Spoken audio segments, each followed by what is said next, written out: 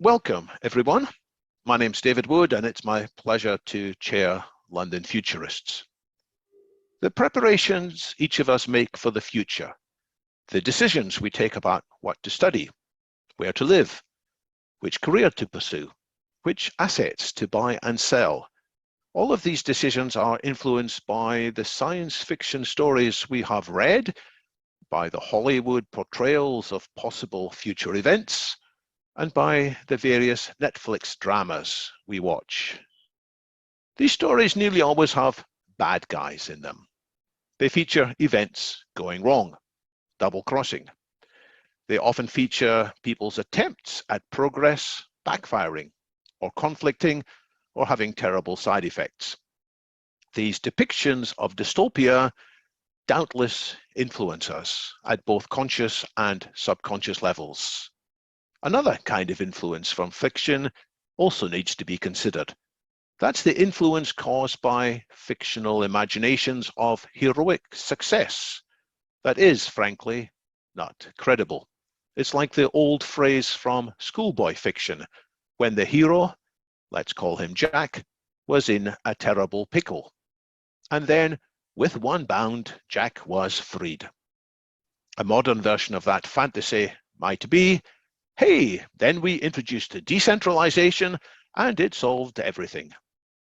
That kind of miraculous escape, get out of jail card, doesn't inform us about the really hard work likely needed to get humanity out of the actual pickles we are in. So where could we find fiction that exerts a better influence on us? A credible, substantive, constructively positive narrative about the decades ahead?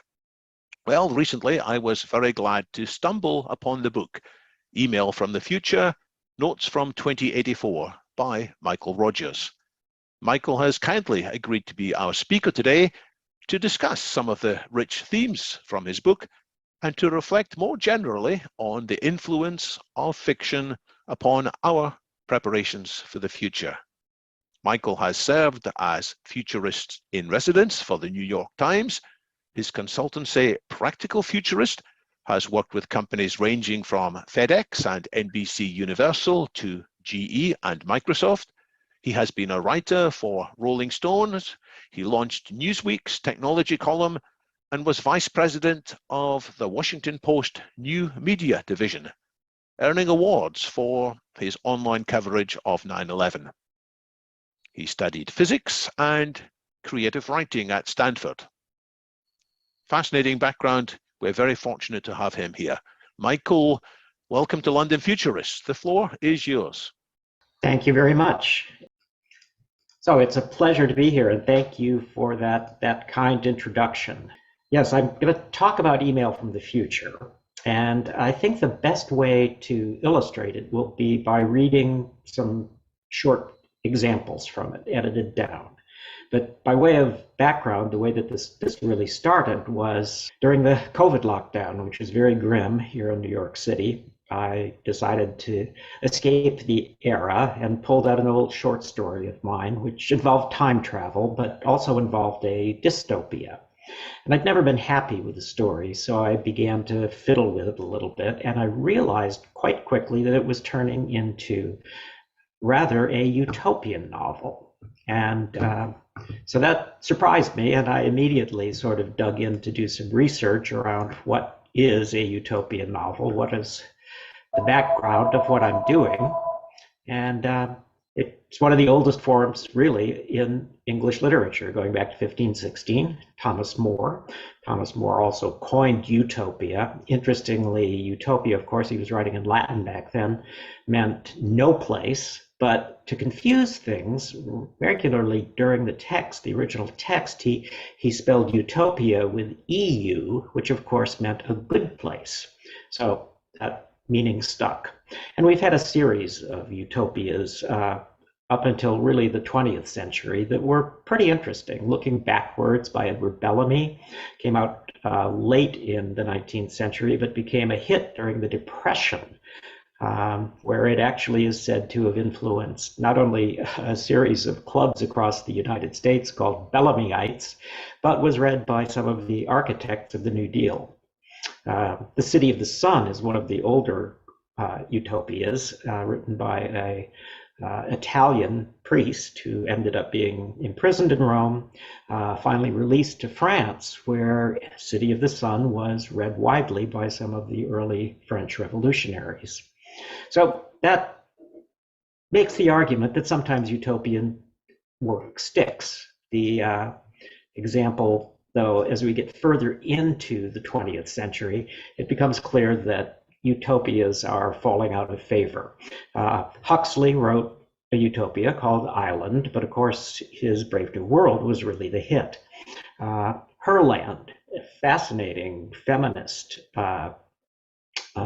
utopia from the 1910s, actually had some influence on the suffragette movement, which of course in the United States ended up with women voting in 1920. Ecotopia, I think, is one of the last sort of classic style novels that can be considered utopian, because a utopian novel essentially needs to have society as one of its central characters. It's an odd meld. It is not truly a novel, but it needs a narrative engine. But it has a lot of commentary on society as it exists today, and then this character that is society in the future. What happened really after 1984 and Brave New World is, as David said, dystopia became the fashion. And when we do call things utopian novels, they're things like Marge Piercy's Woman on the Edge of Time, which is one of many examples that have emerged in which there is a mix of a utopia and a dystopia. And usually this dystopia is bigger and more of a plot event than the utopia. And so right now, as we look and begin to try to name utopian novels from the last few decades, they're often this mixed genre. And I didn't want to do that. I wanted to do a pure utopian novel. And it's tough because it requires a certain suspension of disbelief, a certain earnestness that is not altogether in fashion these days. And it's hard to do. As the actors sometimes say, tragedy is easy, comedy is hard. Not quite sure that's true, but certainly writing a utopian novel is, I found, more of a challenge than doing a dystopia. So with that said, what I'm going to do today is pick a few short pieces from the book and read them. The first is essentially about how we get out of the situation that we're in now. And as we get towards the end of the 20s, extreme weather begins to be a terrible problem across the world. And in fact, in 2028, there's a series of sort of disastrous weather events everywhere on the planet, almost simultaneously. Part of it is due to shifting ocean currents. Part of it is simply due to the progress of global warming. So there's a variety of things, including a Category 6 hurricane that hits Miami, devastates Miami so completely that the state of Florida, which is by then self-insured, goes bankrupt. And interestingly enough, a state cannot go bankrupt, according to our Constitution, so it ended up being in the Supreme Court until the late 2030s. Lots of things like that ultimately led, though, to the next generation. So this story is narrated by a 74-year-old robot repairman in 2084, and he's writing the history of the 21st century for his grandson, who's named Luca. The robot repairman is named Aldous. He was named after the old typesetter who more or less invented the modern book, the size of the modern book. He begins by talking about his generation. By the time I was 10 years old in 2022, my generation already had an unfortunate reputation. Most adults expected us Gen Zs to grow up to be idiots, addicted to the virtual world, consuming meaningless content day and night. Now instead, your generation hears all sorts of heroic bravado about our role in the war on the warming. The war has inspired contemporary storytellers in the same way that World War II did 20th century writers and filmmakers. We Zs are remembered collectively as bold heroes. But what choice did we have? We grew up into a collapsing planet, vast international income inequality, systemic racism, few real employment opportunities, and in the United States, costly educations and a capricious and mercenary healthcare system. We were the precariat generation, often at best destined for corporate gig work, and even that would soon be eaten away by automation. So it was up to my generation to act. We were, after all, the first generation that practiced political demonstrations in grade school. We were excused from class for climate rallies. Our parents had taken us to the early century racial equity protests. Historians now compare our rising anger and strength in the 2020s to the energy of the 1960s, an old order breaking apart, a new vision emerging. And I might add here, as the writer, that I chose 2084 partly because it has a certain literary resonance, but also because it is as far from today as the early 60s are from today. And so in the early 60s, we were just at the beginning of a lot of things that were difficult to imagine, including genetic engineering, the internet. I mean, people had talked about these things, but the technology really came during the 60s and 70s, big shifts in technology. So that's partly why I chose the time frame that I did. Anyway, the weather gets worse and worse, and it leads to the world strike of 2029. It was nothing like the planet had ever seen. Of course, world strikes over the warming had already been happening for well over a decade, since I was in elementary school, but there was never truly the systematic global shutdown that might make a real impact. The strike was called for April 22nd, 2029, a holiday then called Earth Day. Dozens of countries had made Earth Day a national holiday in the mid-2020s, a small bone to toss to those noisy environmentalists. Thus, many workers were already off for the day and simply never returned to the job. Essential services, healthcare, food, water, utilities remained, but across the developed world and much of the developing, airplanes were grounded, mass transit closed, all non-essential, retail shut, cinemas dark, streaming entertainment offline. 2/3 of workers left their jobs. Even in China, relatively isolated from the world on its insular national network, labor stoppages began to spread, and the party, after 4 ominous days of silence, endorsed the strike. Cynics argue that the Chinese acquiescence was a shrewd business move, given the nation's lead in renewable and sustainable technologies. And indeed, the subsequent decades made China the richest country on the planet, although certainly not the happiest. Thanks to the warming, the April weather was moderate in New York City, so thousands of us slept in the parks. The mayor joined the strikers in Zuccotti Park, which was famous for a much earlier protest called Occupy Wall Street. She announced that there would be no police activity unless strikers became violent or posed a threat to public safety. The goal was simply to stop the business of the planet. There were strikers in at least 70 different countries, and it was a similar story abroad. Peaceful protests, surprisingly little violence, largely sympathetic local police forces, because much of local law enforcement was young and had either suffered warming damage themselves or had been deployed in disaster relief operations. However, the biggest and most effective strike action was deployed at the end of the first day. The entire internet across the planet began to slow down.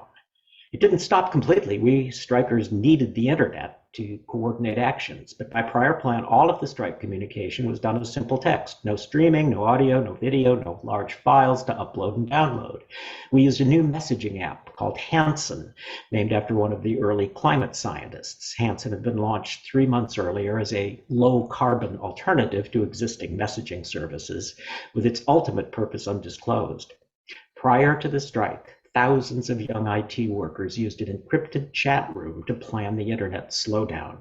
Techies from around the world worked together, from Google to IBM, from the New York Stock Exchange to a dozen global banks, from Cambridge and Tsinghua to Stanford. The list went on and on. Occasionally, bits of their work could become public, but it was easily explained as a volunteer task force to identify and prevent potential network weakness. The global internet slowdown was a monumental collective hack, now the stuff of programming legend and a half dozen historical docs. The details were complex, coordinated teamwork between thousands of IT departments and server farms in dozens of countries. The goal was to throttle the bandwidth on the global internet so that it became useless for large corporations and the financial sector. Historians now agree the entire strike governance was an ad hoc, exceedingly complicated, technically perilous, ridiculously fragile, and borderline insane way to run an organization. Yet, somehow, it worked. So as I said, in the course of doing a utopian novel, you want to cover as much as you can in terms of aspects of society. So here's my character, Aldous, is 74, and early on begins to have some fears about his mental health, and that is what is the engine that drives the book. The way that's introduced is when he goes to see his physician, and she talks about what his digital double is reporting. Humans weren't the first to have doubles. Digital twins started way back when I was your age as a maintenance technique for complex machines like jet engines or wind turbines. Smart sensors on the machines constantly uploaded data about running time, temperatures, and mechanical data like vibrations or friction. All that information went into the cloud to create a perfect, constantly updated software model of the real object, along with similar data from thousands of engines or turbines around the world. An analytic AI could then make predictions about potential failures. Even in the early century, a jet engine in flight could radio ahead to the next airport, requesting a replacement for a part that was projected to wear out in the next 50 years. Here he addresses his grandson, Luca, who's now 4 years old. Luca, you've had a double since before you were born, starting with your gene print. Your mother, Sophia, wore the usual prenatal sensors, so by the time you emerged squalling, there was already an infant Luca software model. Since then, your visits to the diagnostic booths and your in-persons have been added, as well as the data from the tiny metal loop on your wrist. So all the little shocks of childhood also shape your double, whether a fall on the playground or an unexpected allergy attack. Gen Zs didn't get doubles until we were in our 30s or 40s, so our models lack quite a bit of early information. Doubles are only as good as their data sets, so the predictive function is fuzzier for Zs. Even so, my double saved my life when I was 60. It signaled an aortal wall weakness that would have caused an aneurysm and stroke within a few years. My doctor, Dr. Leah, sent me to a surgeon who injected a nanostent that resurfaced the interior of the aorta with stem cells. I came back the next day. She triggered autodissolve on the stent and announced that I was good for at least another 60 years. Not that I can imagine myself as a spry 120-year-old, but it was a nice thought. On my visit 3 weeks ago, Dr. Leah said that my double was again sending an alert. A lot of moving pieces, she said, but there are trend lines that suggest a potential neurologic issue. I was shocked. What neurologic issue? Well, Dr. Leas explained that's the difficult part. The AI is picking up something odd, but has no firm diagnosis and can't fully explain its reasoning. After 40 years of repairing bots, I knew exactly what she was talking about. Any AI whose function has real-world consequences is legally required to explain its reasoning. There's an even stricter standard for medical AI. But the law also allows for algorithmic intuition, as long as it is clearly labeled. Algorithmic intuition is when a prediction is based on so much data with connections so tenuous and complex that the system can't explain the reasoning process in a way humans can understand. It's the AI version of a human hunch, and like our own intuition, can be very valuable. Other times, algorithmic intuition is a dead end, although Dr. Leah probably wouldn't use those exact words with a patient. So, another issue that I like to talk about in this, and I think is crucial, is education, both early childhood and later in life. So my author, Aldous, talking to his grandson Luca, says, I worked at your pre-K co-op yesterday. Your father is traveling, so I covered his work shift. There were a half dozen parents at the co-op working in the kitchen, setting out play materials, while the professional caregivers looked after you and your friends. Co-ops were rare when I was young, but you will consider them normal. The co-op movement grew very quickly after the world strike. It was an easy and immediate way for people to disentangle important parts of their lives from the corporate powers. By the end of the 2040s, true co-ops covered most of the fundamental life activities: early childcare, tool sharing, food, meal prep, and delivery. Each member must work usually 4 to 6 hours a month.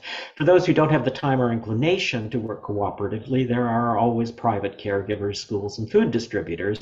The for-profits are more expensive and certainly far less personal. Cooperators always ask, what else would you do with the leisure hours that full automation and living income has given us? The opportunity to spend a few hours in life activities can be more satisfying than a hobby. For parents, the involvement in childcare, even just working in the kitchen or stocking supplies, is fulfilling and reassuring. And if parents like the work, they can use their education credits for professional training. So I don't mind filling in on your parents' shifts once in a while. It gives me a chance to stop in and see my best and only grandchild. Today you were playing with a half dozen other kids in a big sunlit atrium overlooking a hillside of white oaks, newly leafing intensely green.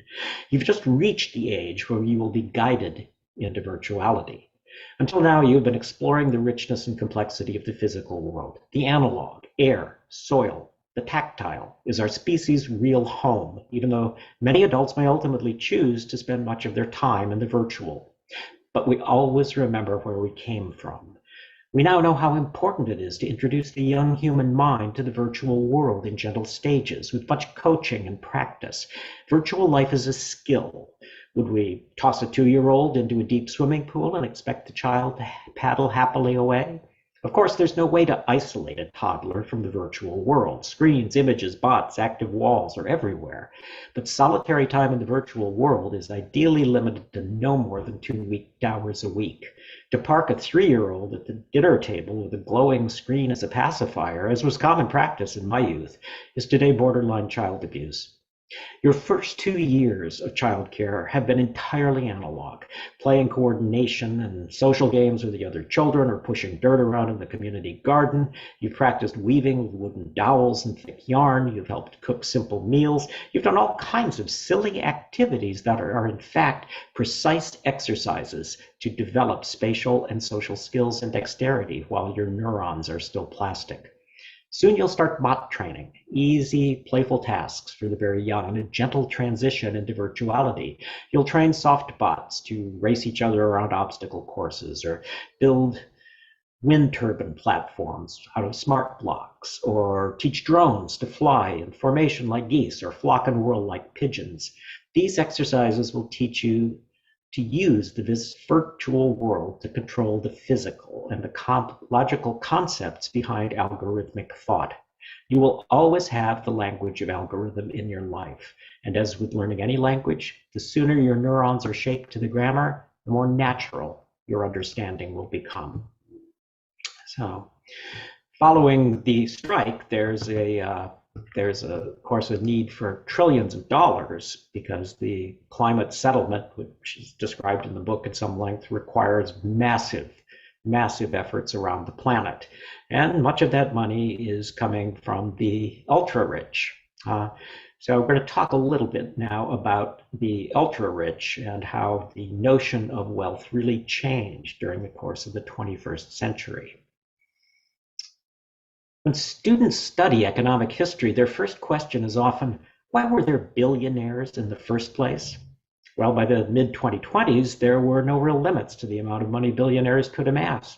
Once a family was rich, neither intelligence nor talent was needed to accrue additional wealth. Powered by financial networks, artificial intelligence, and lax regulation, the ultra-rich had created a global wealth-gathering system that suctioned up resources like a giant planetary vacuumot. And as more labor was automated by AI and bots, the increased profits accrued to the owners of software and capital. Money attracted money, accelerating and snowballing so dramatically that as the end of the 20s approached, already a half dozen men and 2 women were trillionaires. Yet in a matter of decades, the lives of the ultra-rich went from objects of admiration and wonder to anger, derision, and now understanding and pity. There is a wonderful source document used with younger students called Rich Kids of Instagram. You'll be shocked when you see it, Luca. It's very early century, a primitive image scroll, but this gleeful display of money and automobiles and extreme leisure is horrifying for young people today. Bottles of costly champagne poured down a toilet, private helicopters, setting handfuls of paper cash ablaze, and this from young people not much older than the students themselves. I remember when your father was 7 or 8 and came back from a session with Tutor quite upset. He'd seen Rich Kids. I reminded him that these ugly, brutal images are many years old. Times were very different then, and these children were ill. Do not be so quick to judge. He thought about this for a moment and then blurted out, "Wasn't this also when everyone had guns? Why didn't someone just shoot those kids?" I explained that yes, there were many guns in the United States then, and many different kinds of people were shot, but very rarely rich ones. The biggest shift in our attitude towards extreme wealth came with the discovery that greed is a disease, triggered by a combination of heredity and environment. It is caused by a gene cluster, as are virtually all of the more interesting human traits, so genomic intervention is difficult. When the cluster was identified in the early 2040s, the disease concept of greed launched strong debate. Most people then considered greed to be a failure of character, or most a personality flaw. But that opinion was no different, say, than the 19th century belief that alcoholism was a moral failing, or that epilepsy was a sign of mental derangement. When the greed study was published, most of the developed world immediately plugged the cluster into their own gene prints to look for matches. I did. Who could resist? I read out at the very low end of the greed spectrum, not surprising considering that my ability and desire to acquire money has always been limited at best. But others discovered that they had significant tendencies towards greed, that it usually fit the person. Therapy ensued for millions. These days, the greed cluster is not necessarily a red light for parents to be during zygote selection, since parts of the cluster are also loosely tied to socially beneficial traits such as thrift. If a child is known to have the greed cluster, then early VR therapy will almost always suppress pathologic greed. More reassuring is that even untreated greed is seen only occasionally in modern society. If you eliminate the fear of losing one's income, as we have with living income, and ensure that every citizen has physical and mental wellness, and that most people are not grossly dissimilar in actual wealth, the incidence of pathologic greed drops precipitously. When happiness and social worth are defined by human ties and meaningful work, the urge to hoard wealth rarely arises. There are, of course, those unfortunates whose genetic predisposition to greed is so compulsive that it still emerges even in polite society. When greed does surface in adults, it usually causes deep embarrassment and shame. Fortunately, a microdose of targeted mRNA inhibitor once monthly suppresses the unattractive urges. So, as I said, education, I think, is a crucial piece. And I see some interesting trends beginning with what we see today. And I think that coming out of the disappointment of online learning during the lockdown era, there's still a lot of potential ahead. So that leads me to the notion of a tutor. It's official, Luca. Next month, you'll be introduced to your tutor. That's a big moment in a child's life, a coming of age, triggered by a neural scan and the agreement of your teachers, almost always between 5 and 6 years of age. Tutor will be your first deep relationship with an AI, other than chattering with Domo at home. Most kids accept tutors as if they're the most natural things in the world. You'll keep the same tutor for life, or rather that's the theory, since the tutor program itself is only 35 years old. Your tutor's face will look a bit like your father's tutor, William. but not exactly. Each student's avatar is optimized. That means a similarly gendered avatar based on one of a few dozen standard models, modified with visual aspects of your parents and yourself. That's mixed with an equal amount of otherness, racial elements not present in your family. Both your father and I always found Tutor Williams' face and voice very calming and reassuring, and I'm certain you will have similar feelings for your tutor. I still feel great fondness and gratitude for my first and only tutor, although she was a very primitive version from years and years ago. Growing up, I was somewhere in the middle of the dyslexia spectrum, not enough to qualify for special help in school, although my parents did pay for a few years of a private tutor, a difficult financial stretch for two public school teachers in New York City. Thus, I'd spent my early years of education as the dummy who couldn't write a simple sentence without getting words or letters out of order. Autoparser and tutor arrived too late for kids my age. So when I was in my early 40s, your father was 2 years old, and I wanted to be able to teach him a bit of reading myself before he met his tutor. Perhaps I was still trying to prove something to my parents. The tutor that taught me to love reading and writing was named Alice, and she was very limited compared to what you'll have. No avatar, just a friendly synthesized voice. And she wasn't formally called tutor. She was simply software, high-level AI designed for adults who never mastered reading and writing in early schooling, which was an unfortunately high percentage of my generation, since most of us had studied in the collapsing public education system surrounded by video distractions. Alice was humorous, patient, and extremely observant. She made up assignments based on my daily life, helped me through spelling and punctuation. After the first few weeks, I actually looked forward to my daily meeting with her. And of course, I could always call on Alice whenever I was reading or writing on my own, and there she was, looking over my shoulder. Alice constantly tracked my eye movements and recorded the ways I regularly went astray in my reading and writing. After she had collected 2 months of data, she created a customized font set to install on all my devices called Aldous Modified, which 35 years later I still use every day on everything I read and write. Sometimes I wonder what the original Aldous, that old typesetter, would have thought about that. After a year, Tutor Alice was retired from inventory and replaced with a new full avatar version, but I didn't upgrade because I was becoming confident on my own. Modern tutors observe the student's emotional responses, eye movement, pupil contraction, a whole series of clues.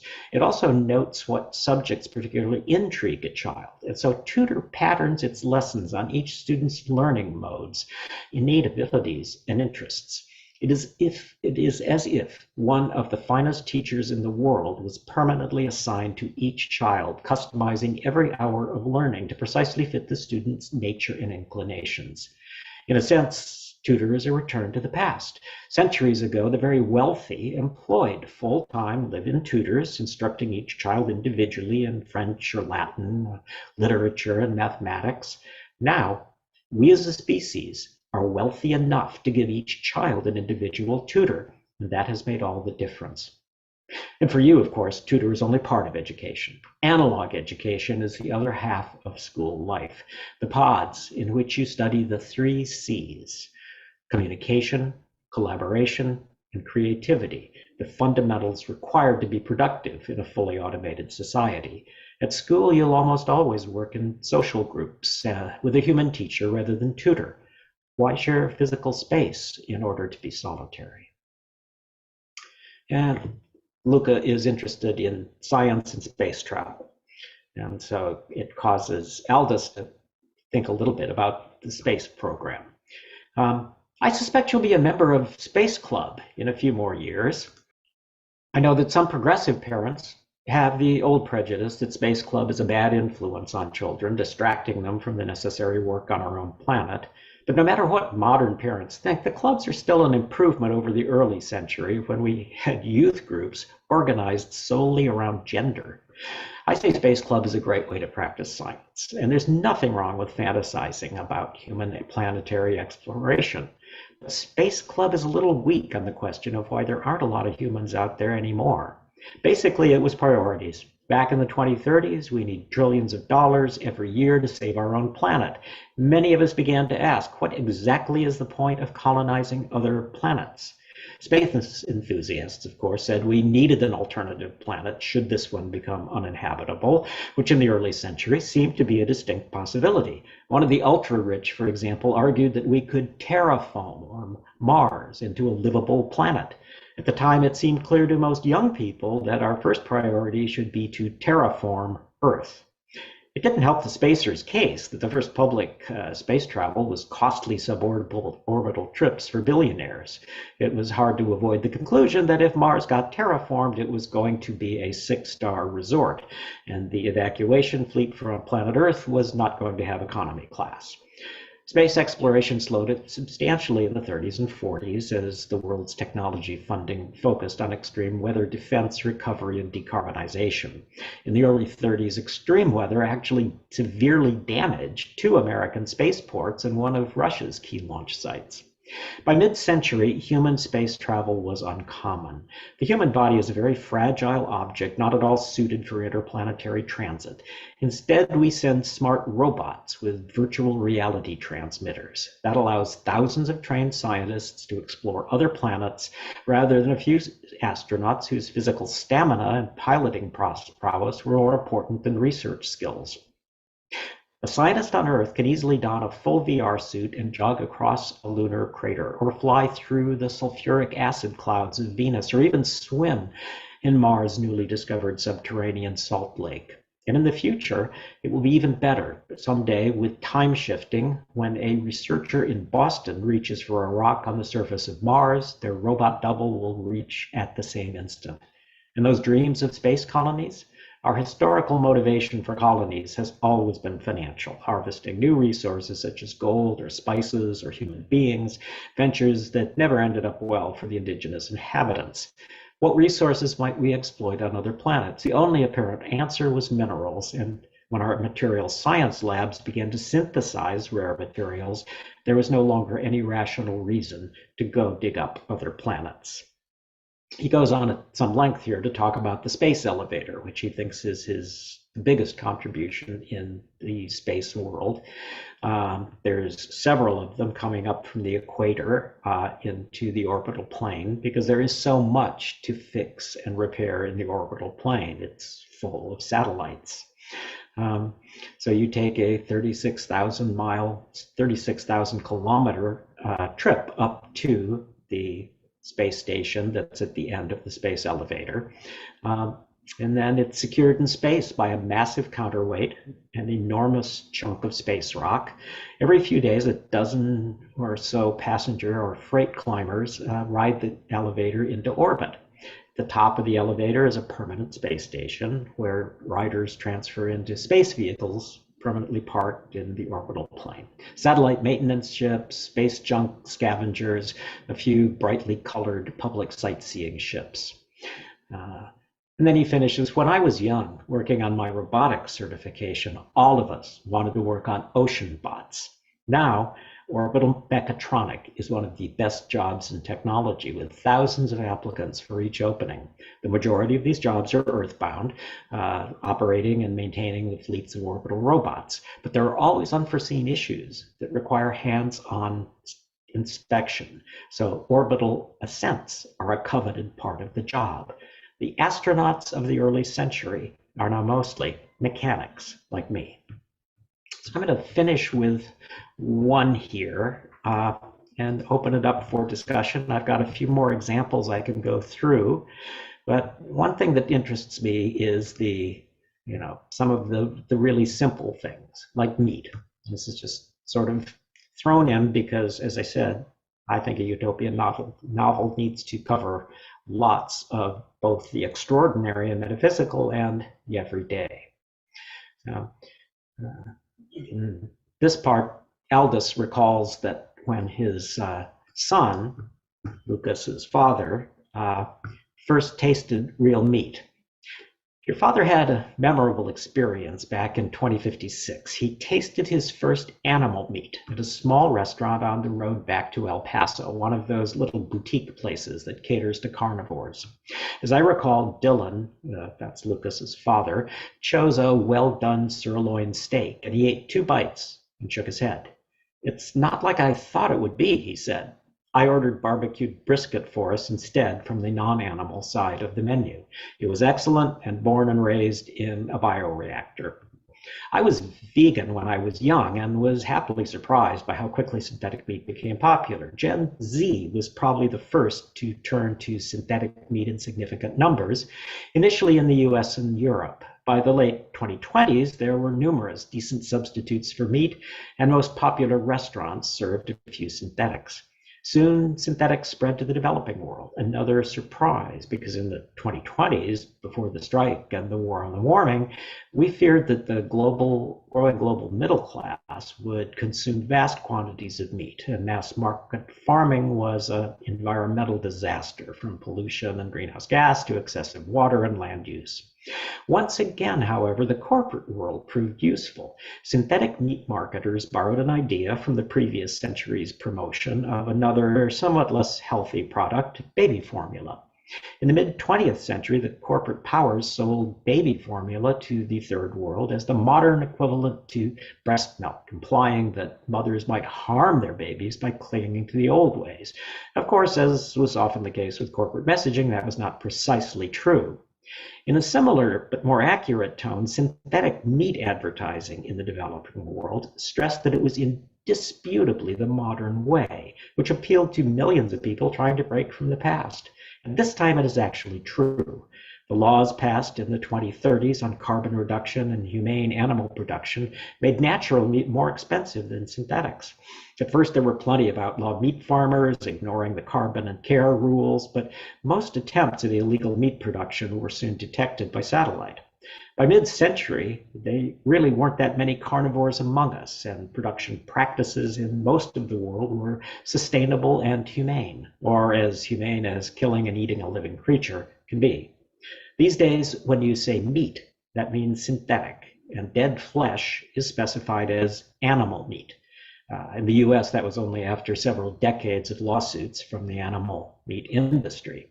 You'll taste animal meat sooner or later, but you may not like the taste. These days, most people raised on synthetics don't really care for the taste and texture of natural animal pork or beef or chicken, particularly since it is so costly.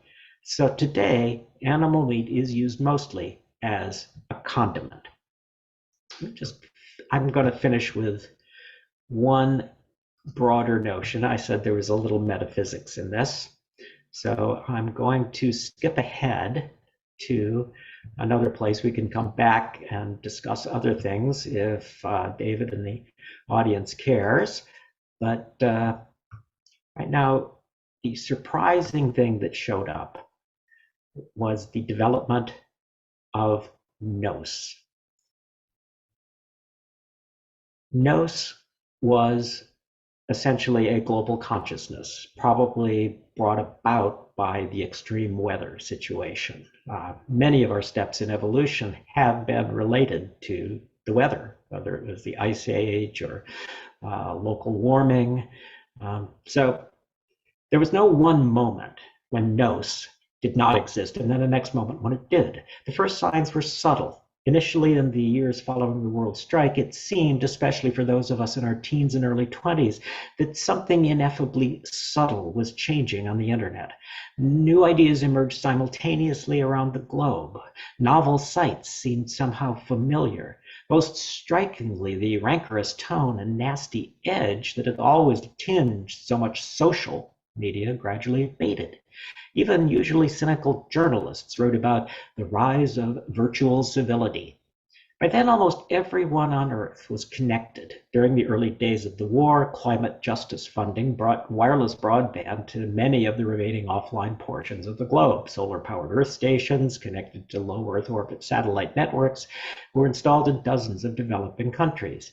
Then came International True ID, which was a nationally and internationally accepted form of digital identification, plus auto-translation. The new co-op social nets replaced their commercial predecessors. Even the major autocracies, China, Russia, the Middle Eastern states, relaxed their restrictions on global interconnection.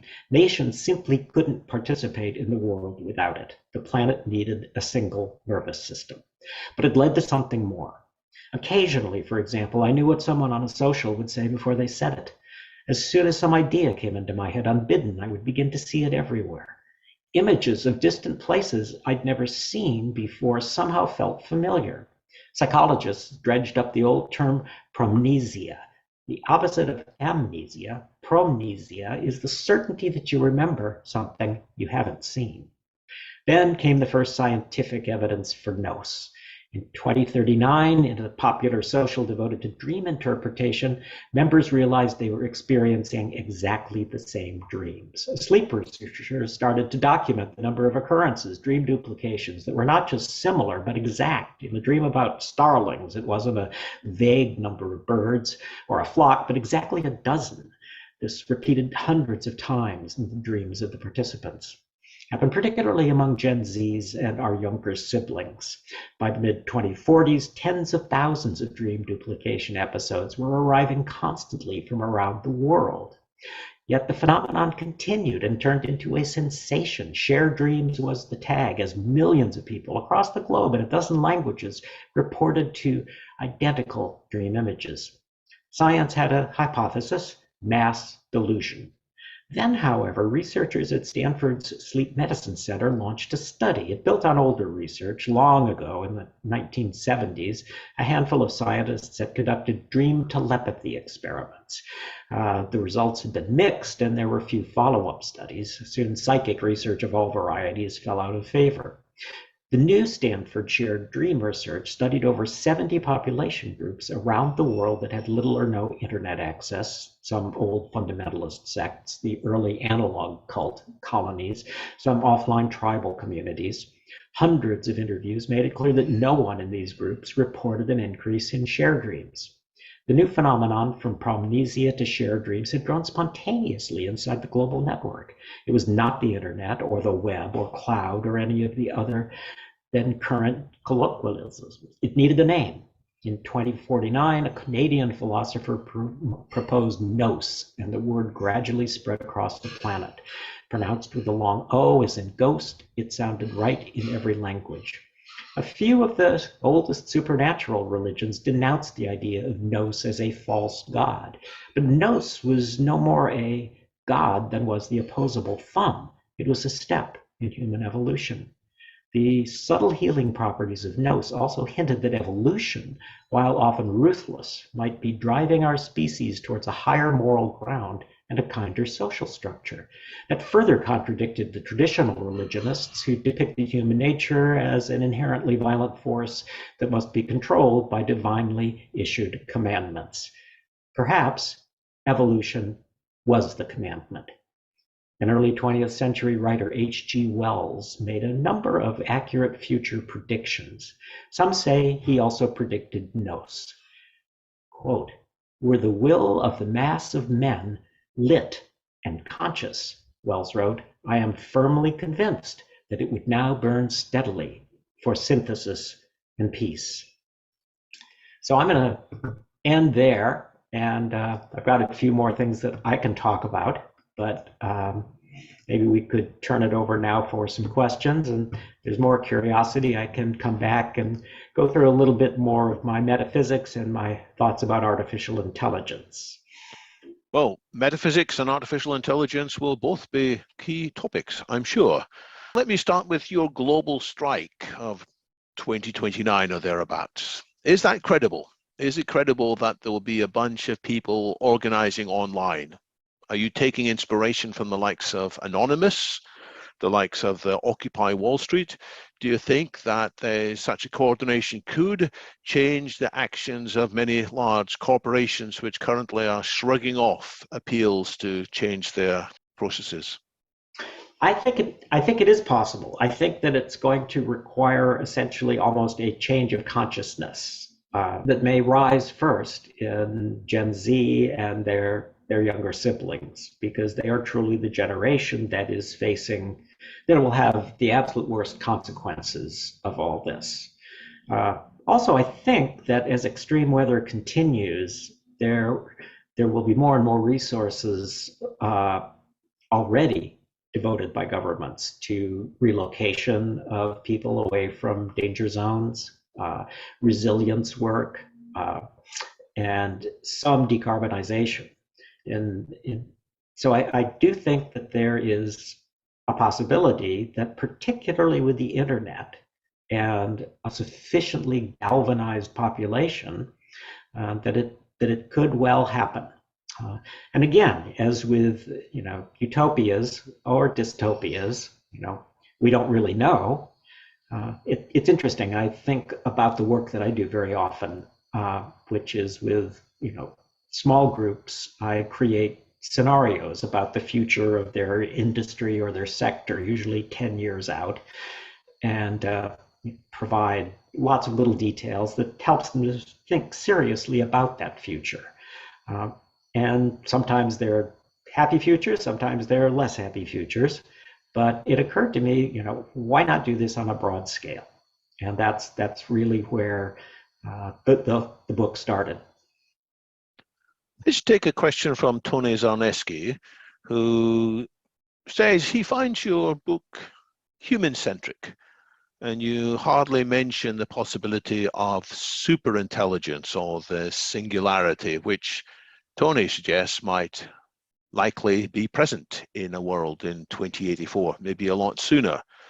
So what led you to write about artificial intelligence in the way that you have?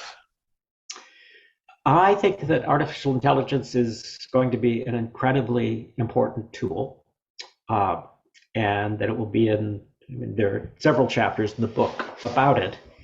I do not think that artificial intelligence per se is going to develop a self-consciousness. I think we will discover that, we don't know one way or the other. It seems like a nice theory that it will, but it's equally nice theory to say, as I do in the book, that it's discovered that true consciousness only arises in a mortal biologic shell. And all the efforts we make try to create real consciousness in AIs fails. Although there's still a belief in even 2080 that AIs are secretly conscious. And so the AI rights movement turns out to have been around for decades and continues to be one of the big topics of argument. So I think AI will be shot through the world. Indeed, the notion of nous incorporates, I think, the threads of artificial intelligence. But to me, the superintelligence that will arise will be human intelligence sort of amplified and potentiated by the network. So I liked what you said in your book, that likely the powerful AIs wouldn't have anything like the same kind of consciousness that we biological organisms do. But isn't it still the case that AIs lacking consciousness could still be incredibly powerful? They could be dangerous if misused, if misconfigured. They could, if used more wisely, allow more improvements to healthcare than the ones you imagined. So there are some viewers of this event who imagine that by 2084 or long before then, we won't have people suffering neurological problems of the sort that Aldous reports. So again, have you reasons for still imagining lesser impact from AI on areas of healthcare? One thing that turns out is that neural implants turn out to be less dependable than anyone thought. They are a form of surgery, and a rather gross form of surgery, even with micro techniques. So as with most forms of surgery today, results can't be guaranteed. So I find that the notion of really implanting and truly sort of cybernizing a human body will be done only under extreme circumstances, severely disabled people, for example. There will be a number of cures for neurologic diseases. What ails or what Aldous is worried that he has is a relatively recent evolved neurologic problem that is not fully understood. Actually, it turns out that it's leftover reaction from COVID-19 infections decades earlier. So that's my feeling, is that the you know as much as, and I've read a lot of transhumanism, I think about it a lot. I guess I bring that sort of practical approach to it, which is things like, well, neural implants are still surgery. I don't see a non-invasive way to actually get really strong neural connections, simply because we've got the skull, we've got so much other muscle activity going on, and it's very difficult, I think, to imagine the cap going on your head that then precisely figures out what's going on in your brain. The alternative being neural implants. I think most people will find neural implants are not something they want to have for their everyday lives. But you have other ideas. You talk about genetic changes, genetic modifications. You say that it's limited in what it can do. It can't easily stop people with a greed impulse from having that same impulse. Instead, it's better to address it via education, virtual reality therapy, and so on. But you are suggesting that there could be modifications in our biology, whereas you don't seem to imagine that these modifications, damage repair mechanisms, could have the effect by 2084 of allowing people to live healthily indefinitely. No, I don't think that will be the case. I talk a little about the fact that at some point, even with, and there will be lots of genomic interventions, very good synthetic organ replacement, et cetera, et cetera. And I do think we'll see lifespans that go easily to 120 and 130. I also have a feeling that as we get out to that age, there will already have been so many medical interventions that it's not going to be the same body that we grew up with. I also suggest that at age 120 or 130, you could have great, great, great, great, great, great grandchildren. And at that point, you're going to have such a flock of descendants, you would not even recognize some of them on the street. So at some point, I suspect there will be a quote natural end to unnaturally lengthened life, and that's just going to be the nature of humans. I do not see immortality in our future. Even with nanotechnological interventions, that's a point raised by PNJ, because you do talk about nanotechnology in your book, and the more power we have to manipulate matter systematically, programmably at the nanoscale, the more opportunities arise to undo damage of different sorts. So maybe you could just touch on your views that you explore in the book on nanotechnology. Yes, I think nanotechnology certainly will be very important medically. I think that we will turn out in looking back that our ability to manipulate matter on the nanoscale is going to be more important in material science. I think material science is the one technology that we don't give enough credit to. That is to say, biotechnology, computers, software, very sexy. Material science, not so sexy, but it is what changes the world. The example I use sometimes is if you took someone from 1925 and brought them to the year 1970, what would amaze them? Would it be airplanes? No, they have seen airplanes, they're just bigger and faster. Would it be television? No, they'd figure out that television was radio with pictures. I think it would be the transparent resealable plastic bag. They would say, oh my God, that's amazing. Can I take some of those back to 1920? Because those are absolutely impossible to make in 1920. So that's the kind of thing that material science quietly behind the scene does. So I do think material science will be important in replacing rare minerals, new materials. We're expected to run out of copper at some point in this century. The sophisticated graphene and nanotube technology that will make the space elevator possible. I think material science could well, by the middle of this century, be the sexy discipline. As it happens, one of the talks last Saturday at London Futurist also talked about material science and lamented the lack of progress with material science.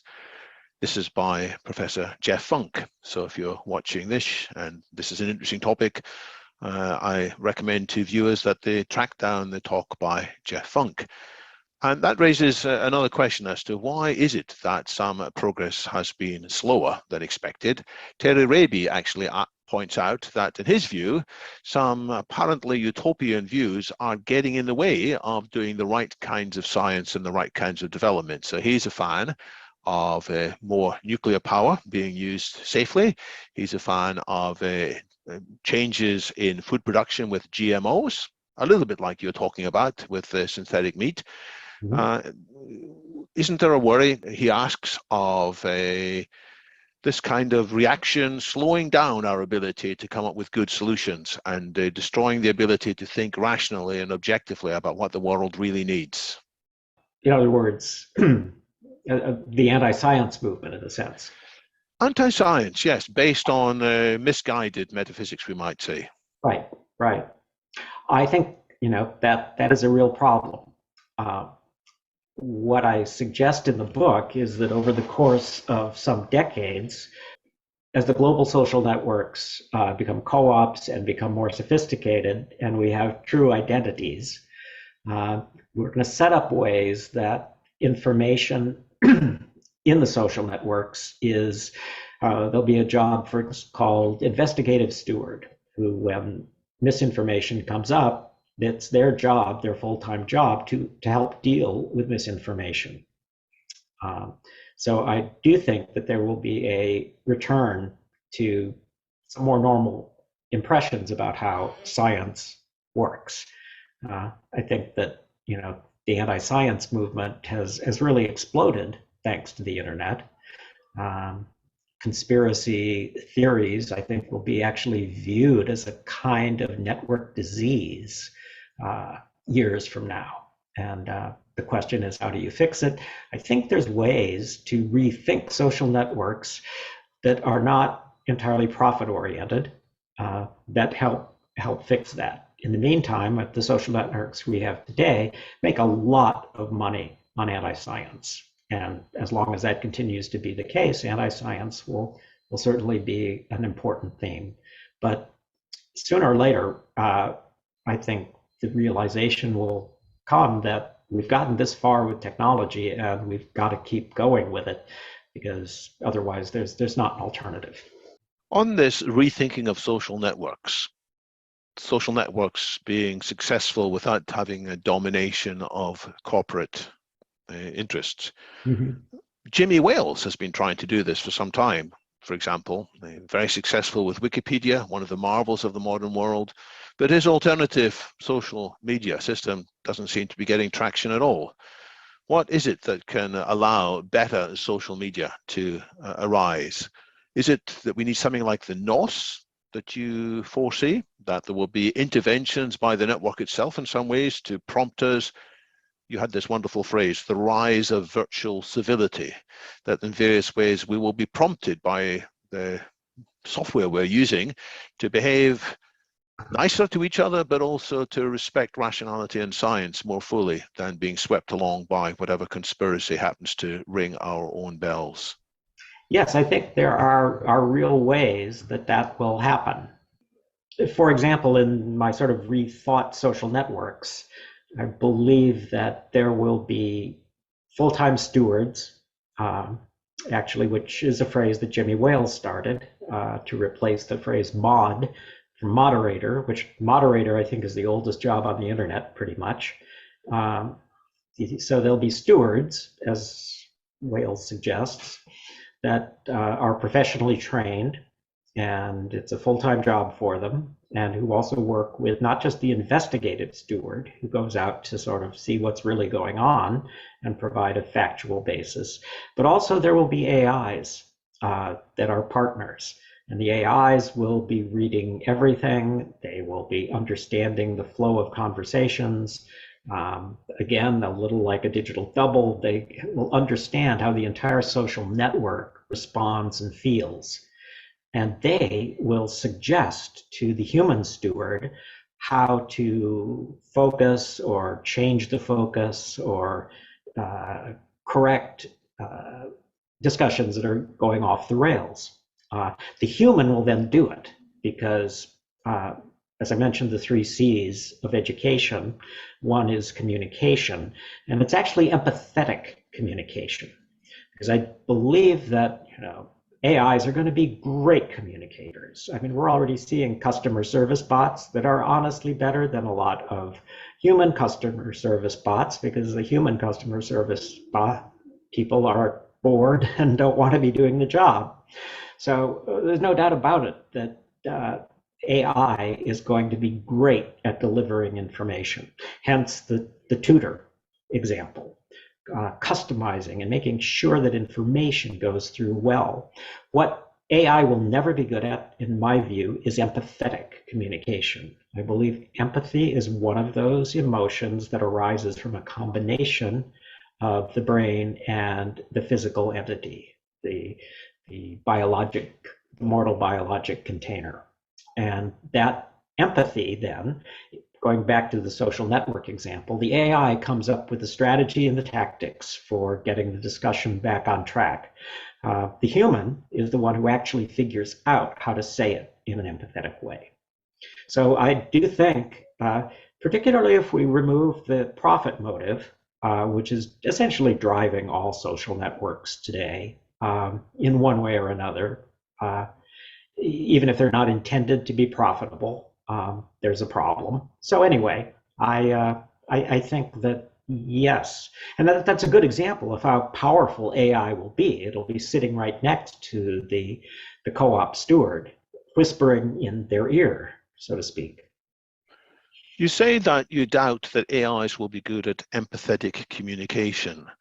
There are researchers working flat out on this, the field of artificial emotional intelligence, affective computing, companies such as Affectiva.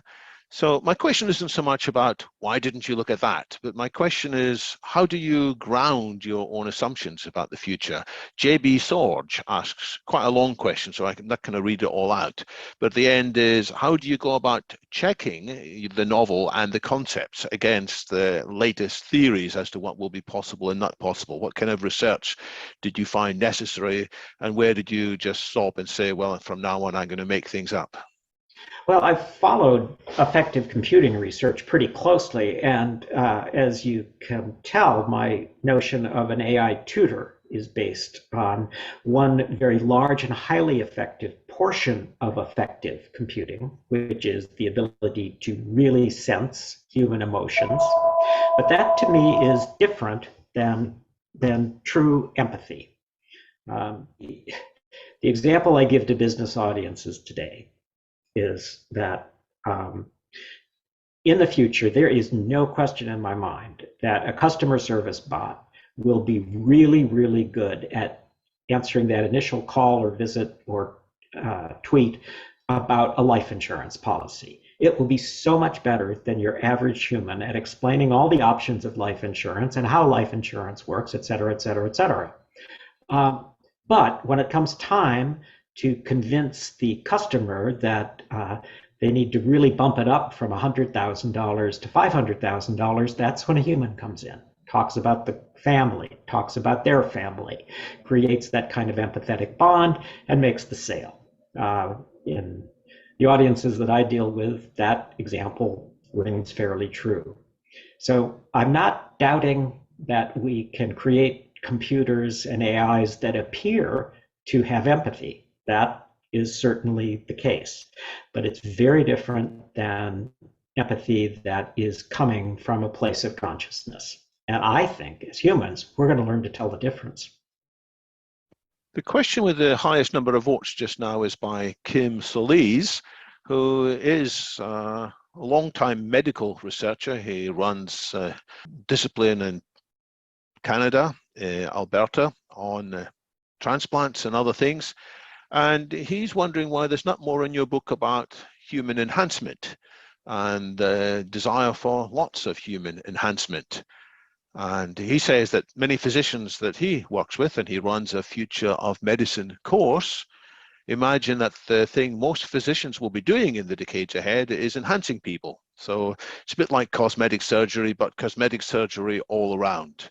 And so we will be smarter, we will have better memory, we will be more empathetic, and we might have much better muscles and so on. So whereas the humans in your book living in a different world, but seem to be quite similar in terms of the actual capabilities. What's your response to that? Oh, that's an interesting possibility, and I think that that will certainly be the case.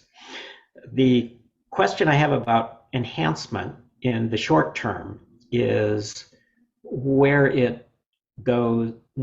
I can certainly see therapeutic applications for a lot of the medical interventions that we're talking about now. But for pure enhancement, I think it will be a higher bar for medicine to cross to get those processes approved. I do think we'll be enhancing humans. I don't know how dramatically we can do that. I suppose, in some ways and I've heard this phrase a few times, an evolutionary futurist. And I think that the human brain and the human body, are millions and millions of years of tinkering and design. And, well, not millions, but plenty. I've been following biotechnology since the rise of recombinant DNA. And I know that every decade or so, we are pretty sure we've figured things out. I mean, by the end of the recombinant DNA era, the Wall Street people they would joke about pork chops on trees, that it was just a matter of time before that's what we were going to start to have. And of course, it turned out that the genome is much more complicated than we thought. And then, other things came along, monoclonal antibodies. That was really going to solve everything until it turned out that it really didn't solve everything. And now with sort of the new thinking on epigenetics and the role of RNA, which only a handful of researchers were thinking about 10 years ago, I keep thinking there's a lot more to be revealed, and that the notion that let's just wade in and start moving the furniture around before we really understand how the furniture works, I'm not positive that's going to be a really quick process. There's a little bit of pushback about your views on the ultra-rich and on the profit motive. Haven't some of the ultra-rich done amazing things in transforming the world? Why do we need to clip their wings? That's my paraphrase of a question from Terry Raby. Is your ultra-rich inheritance picture accurate?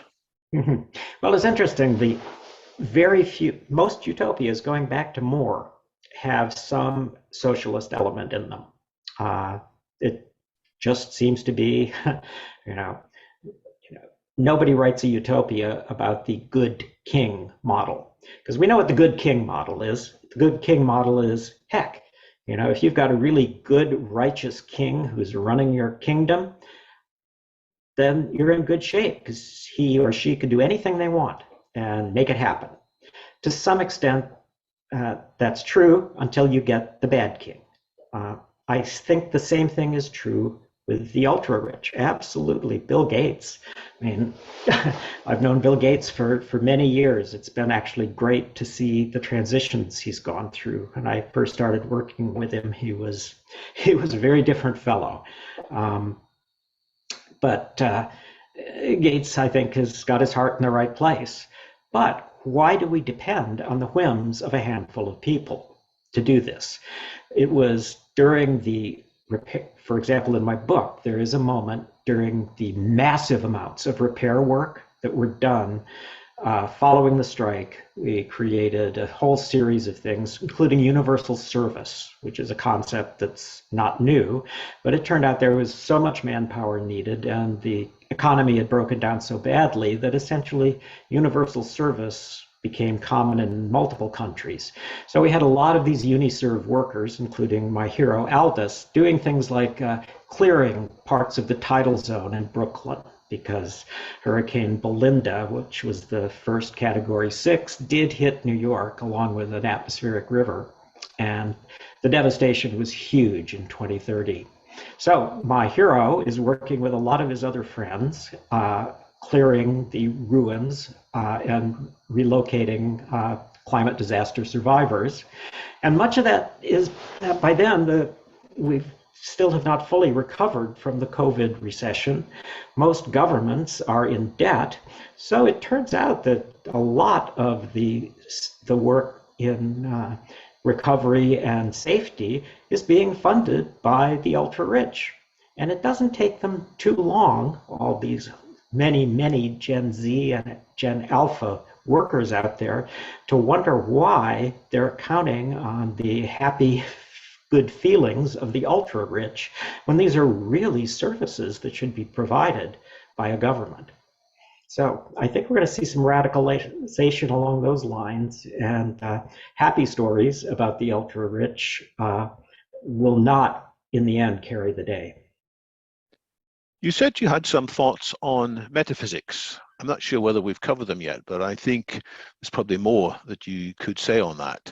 What are the prevailing philosophies or religions or religion substitutes that you expect could be dominating people's thinking in the decades ahead? Well, my theory is that conventional religions suffer a continuing decline. The rise of extremist and fundamentalist religions sort of tarnishes them, particularly for the younger generation that has grown up in a more liberal environment, as well as the sort of increasing monetization of the big suburban churches, which in my book move on into things like lifestyle coaching, insurance, fashion. There's big suburban megachurches that are actually offered on Wall Street to go public. So pretty quickly, especially as it becomes clear that with climate change and all of the recovery that we have to do, we begin to tax some religious organizations. And anyway, by the 40s or 50s, a new notion has emerged, and I think the fastest growing new religion is Chardinism, based on the thinking of Teilhard de Chardin. Now, that's not a new idea. That's been around for a while as people see that his notion of the noosphere, the sort of growing layer of intelligence and wisdom that is sitting on top of the physical world, is actually not a bad metaphor for the internet. So in some ways, I'm taking that and pushing it forward the way a Chardinist might, which is that there is some higher spiritual or evolutionary purpose in establishing this noosphere.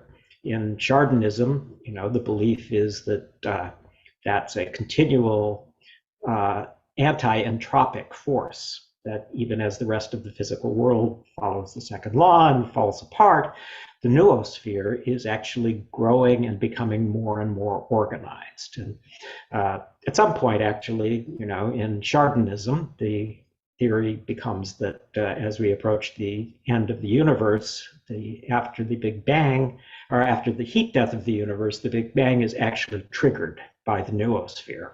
Now, that's a very spiritual belief that the devout Chardinists think.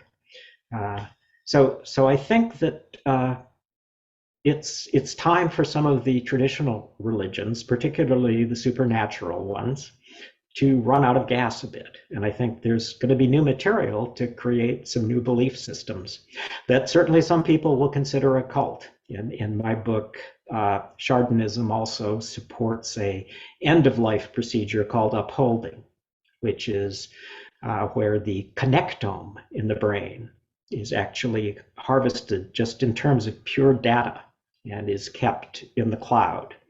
It's a slightly controversial. Some people think it's a cultish thing to do, but it's it's part of the tradition of Chardism.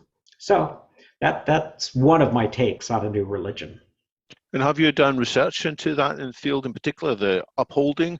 Because it's different from the cryopreservation that some people go in for, which means preserving the biology at the very low temperatures. It's what people call chemopreservation, if I get the word right. In other words, the brain is turned into some plastic brick, which can never be reanimated, but the data is available from it. So are your ideas on upholding informed by what the debate has been on the best ways to preserve our identity going forwards? It's an extension of what I think may or may not be a possibility ever, which is to preserve consciousness and then restore it in another medium other than its original biologic container. It seems to me that by the time we get out to the 60s and 70s, they're going to look back at the idea of saving the physical detritus of the human being, whether it's the brain or anything else, as pretty primitive. I mean, that's as bad as trying to hang on to a long playing record album and expect to twirl it in 2060. So I think the move will be towards a pure software solution. As nearly as I can tell from my reading, the Connectome is as close as we can come to a pure software solution. Honestly, I think people will look back and think, we froze whole bodies, then we froze whole heads. What were we thinking then? And the software solution will make much more sense for posterity. Let's take a couple of questions together about communications in the future. One of them is by Martin Talks, who finds himself puzzled that there's email still in 2084. He says he can't even imagine how full his inbox will be by then. And related to that, a question by Gordon Silverman, who says, well, surely we'll be communicating in much better ways in the future. We'll have 10G by then. Won't we be able to communicate without any monitors or things like you've suggested? Yes to both. First of all, I think we will be we'll be completely surrounded by windows into the virtual environment by the time we get to the 50s and 60s. And it'll range from wearables to smart glasses to holographic projections to what I call active walls, where an entire wall becomes a video screen. I mean, that's in the near future now.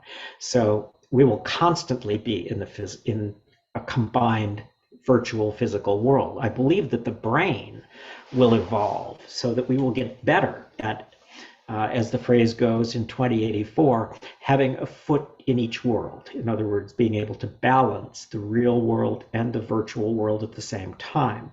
As one of the first generations of humans existing now to go through having access to the virtual world, we're incredibly clumsy at it. I mean, we are just awful at the virtual world. And, you know, there's a lot of reaction to the fact that the virtual world seems to be depressing us, making us lonely, dividing society, yet we can't turn away from it. And I think that suggests, you know, that there is a greater evolutionary attraction in this.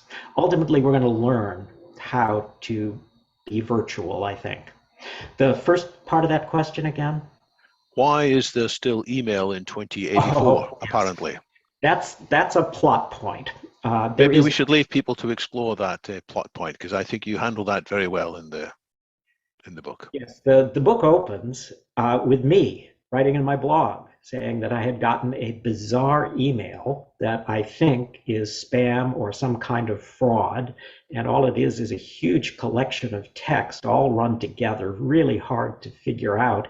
And there's no indication of where this came from. It's lacking a lot of the basic indicators that even a nicely falsified piece of email should have. So at any rate, I, the writer,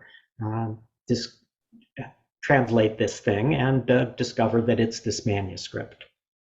In 2084, we discover that I've always thought that I should come up in something like this with some technology that we can't even imagine today, or we can imagine but seems impossible. Kind of like if you were, writing in the middle of the 19th century, X-rays.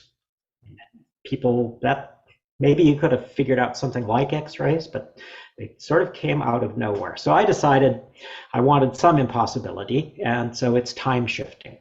It turns out that by the time we get to 2084, we have discovered that we can shift time slightly, but not with physical objects, only with electrons. So we use it in 2084, for example, for communicating with distant spacecraft. We can actually use this quantum effect of time shifting to move an email from one time to another. Not an email, but any kind of messaging. So Aldous has been writing this whole treatise and a series of essays, but he wants to leave it somewhere permanently. So he decides that he will send it as this old primitive thing called email that was used like up till the 30s, that was so porous and so primitive and so easily spoofed that he thought, wow, I bet I can take my manuscript and doctor it up and make it look like one of these primitive emails. And then I'll just send it to a bunch of people and hope it comes out somewhere. So that's why it's an email from the future. It's faked so that it appears to be an email, basically. It's very sophisticated spam. In the old days, when London Futurists met physically in Birkbeck College, at this point I would say, well, we're not going to discuss time travel now. We're going to go off to the pub and see if whether that topic comes up then. We will draw to a close in a minute, so after a short break, there will be a brief opportunity to continue informally. Anybody who's still around can discuss time travel, can discuss some of the other questions we haven't quite got round to, perhaps. But let me ask you, Michael, if 2084 is the new 1984 in terms of a great literature, what's coming next? Are you doing 2084 part 2 with the next phase of the story of Aldous and Lucas and Dylan and Sophia, or do you have something else in mind that you might be able to hint?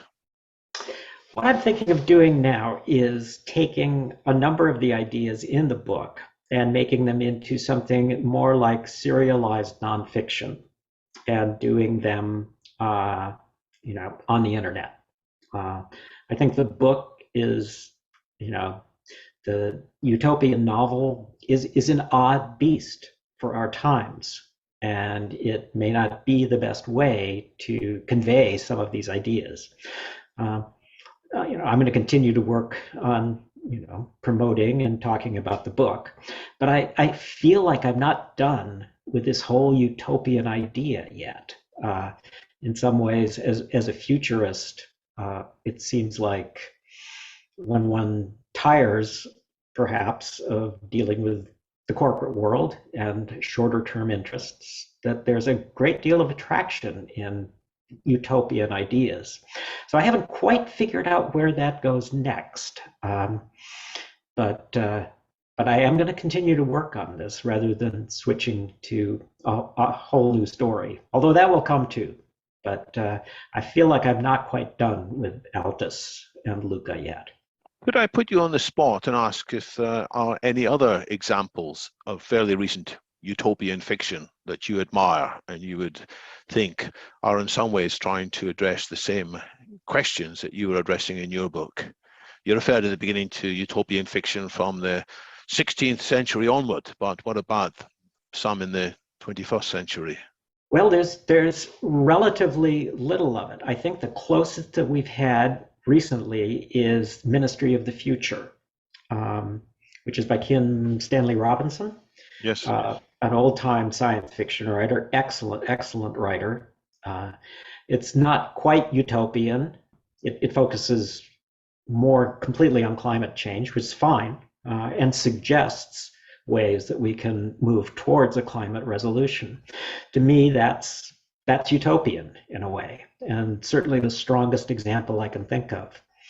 As I said, the modern tendency is dystopia, and I think dystopia has got its place.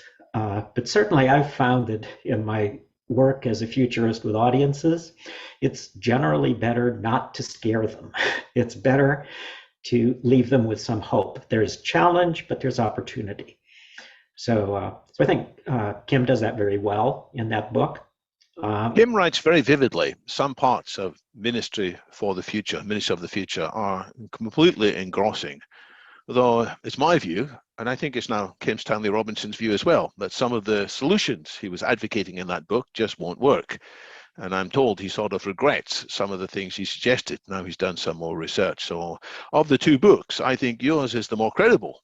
Maybe Kim is somehow a more vivid writer in places, but well, people should read them both, I guess. Thank you. Let me briefly touch myself now on a few things that people could look forward to in terms of what's happening next in London Futurists. And then, Michael, I'll come back and give you time for some closing remarks. This is what we've been doing today, the session on this Imagining 2084. In a week's time, we are going to have different speakers who are going to talk about a different approach to solving some of the problems of climate change. It is an idea of a carbon currency, which, by the way, has nothing to do with a cryptocurrency, and the speakers will talk about it. So we have Adam Hardy, who is the director of an organization called EcoCore, and he is bringing with him one of his economic advisors, Steve Keen, who has written a number of provocative and controversial, but I think very timely books on the flaws of some of the economic assumptions behind lots of how society runs. So that's in 7 days' time. Something else that some of us from London Futurists are involved with is a podcast. This is a new enterprise. Callum Chase, pictured here along with me. The two of us are doing this together. We have so far released 6 episodes, and we're having pretty good feedback. They are about 30 minutes each, which is long enough to get quite far into a topic, but not too long to lose interest. So watch out for more podcasts coming soon. We have already recorded episode 7, and it will appear on Wednesday. And on Monday, we're recording episode 8. And the good news is we've already got about 10 people knocking on our door saying, please include me as well. So we'll have to figure out how often we do these. But if you're interested in these futurist ideas and like the style of London Futurist meetings, check out the podcast. Then there is something from Future Surge, which, as some of you may know, is sort of like the activist wing of London Futurists. It's not just discussing ideas, it's actually getting involved in trying to change the political and social landscape. What's happening in 3 days' time on Tuesday at 8 p.m. UK time isn't a Zoom meeting, it's something that's taking place on Discord. Future Surge has its own Discord application, and you will find there a voice channel. If you want to find out more about Future Surge and how to join this Discord, then look on futuresurge, of course, .org. And if you're still stuck, look at the Connect tab. Future Surge has a couple of top-level metaphors: revitalizing the social and political landscape and enabling a dramatically better future for all. In the meeting on Tuesday, the agenda briefly is some news. The organization's only been alive for 3 weeks. What's happened in these 3 weeks? Feedback from people on the call, whether they are guests, whether they are just curious, or whether they are more committed to the ideas of Future Surge, and then discussions on next steps, what to do in the next 3 weeks, and so on from there. So that's Future Surge, an online event. In terms of an actual physical event, well, London Futurists will be present to some extent at a meeting at the end of this month on Saturday and Sunday at the London School of Economics campus in central London. This event is organised by some former students of the LSE together with some current students. It's called Future Impact. split, as you can see, into 6 themes over 2 days. Theme 1, the future of work, universal basic income, or as Michael was talking about, living income, universal services perhaps, the rise of the robots and AI, the risk of mass unemployment. Theme 2 is cyber society. It doesn't quite come to NOS, but it does talk about digital state, metaverse, decentralized disruption. Theme 3 is cities of tomorrow, lifestyle design, sustainability, the future of transport. Theme 4, planet hope, combating climate change, feeding 10 million, perhaps by accelerating the lab-grown meat and considering other resource pressures. The 5th theme is the one I have been most closely involved in. I've given quite a bit of advice to the organizers of this event. Various former speakers of London Futurists will be taking place there. Healthcare for humanity includes extending lifespans, new frontiers in global health, and what the organizers call Homo sapiens 2.0. That's augmenting humanity, not just doing the same, but in a healthier way, but somehow reaching to new capabilities. Finally, beyond Earth, space exploration, perhaps space elevators, the new space economy, and future and further frontiers. So there will be some London Futurists there, and surely we can meet up physically at that event. That brings us back to today's discussion with Michael Rogers. Michael, I'll give you a couple of minutes for some closing remarks, things that you would like listeners and viewers to take away in their minds. Well, I think the most important one that has emerged for me is the importance of having positive models out in the future to go along with the negative models. And that's essentially what a utopia is. And a utopia is, as we all know, the cone of uncertainty notion in futurism. I think it's important within the utopian vision, or sort of any optimistic futurist vision, to make sure that we're approximately within that cone of probabilities. That's why I was glad people were asking, have I studied the science behind this stuff, or am I just making it up? I think it's important that you do study the science behind it. One of the reasons that I call myself a practical futurist is that I have a background in science and technology, as well as one in business. And so everything that I come up with, I tend to look at through those two lenses. Is this scientifically completely impossible? And every once in a while, I let myself off the leash, and I did that with time shifting, although very, very carefully.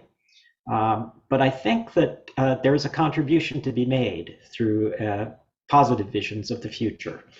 The second piece is don't underestimate evolution, either how delicate we are as creatures, how complex, and the fact that evolution may still have some surprises ahead for us, even though we seem to be masters of the Anthropocene, not very good masters, considering that we've eliminating most other species on the planet, including our own, but evolution is still a factor, and it's one I think that's interesting for us to keep an eye on and expect surprises. So those are my concluding thoughts. Well, I agree with these recommendations strongly, although I'm not sure that I would take evolution as a complete constraint for us. Maybe, I'm sure you didn't mean that, but I am, as a transhumanist, confident that we can, in many ways, do better than evolution. Of course, we have to understand evolution. We have to realize why evolution has come up with various restrictions that might be for good reasons that we in our naivety might not appreciate at first. But I do think we can go a lot beyond what evolution could do, because we have foresight in a way that evolution couldn't have foresight. We can now be the intelligent designers that some people talk about, except that it's not some metaphysical supernatural being that's doing the intelligent design. It will be us humans. But hey, maybe we can discuss that more, as I say, in quote, the pub. And what I mean by that is, as I've said, we'll take a short break now.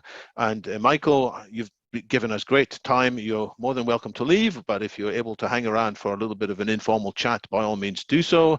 We will stop recording, and then those who are still here will be welcome to turn on their microphones and videos for maybe half an hour or so at the most for a quick debrief. Which aspects do people really like? What inspired them? And where do they think the conversation needs to go next? So thanks, everybody, and let's now switch off the recording. Thank you, Michael. Thank you.